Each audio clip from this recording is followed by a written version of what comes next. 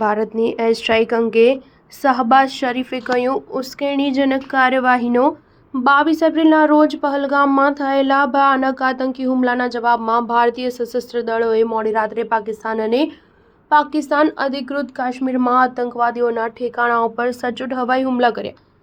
સેનાએ આ ઓપરેશનને ઓપરેશન સિંદૂર નામ આપ્યું છે. આ દરમિયાન ભારતના હવાઈ હુમલાને કારણે પાકિસ્તાનમાં ગભરાટ ફેલાયો છે.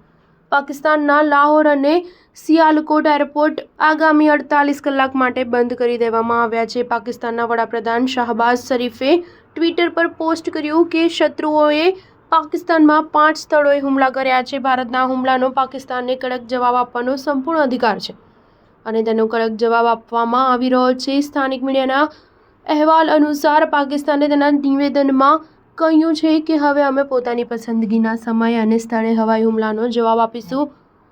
આ ઘૃણાસ્પદ ઉશ્કેરણીનો જવાબ તો આપીને જ રહીશું. પાકિસ્તાની સેનાએ રાત્રે એક નિવેદનમાં કહ્યું કે ભારતે પાકિસ્તાનના કોટલી, બહાવલપુર અને મુઝફ્ફરાબાદ પર મિસાઇલોથી હુમલો કર્યો છે, જ્યારે ભારતીય સેનાએ સ્પષ્ટપણે કહ્યું કે અમારી કાર્યવાહી ફક્ત આતંકવાદી ઠેકાણાઓ પર કરવામાં આવી હતી. કોઈ પાકિસ્તાની લશ્કરી ચાવડીને નિશાન બનાવવામાં આવી નથી. સ્ટાર ન્યૂઝ 7 હંમેશા સચ્ચાઈની સાથે.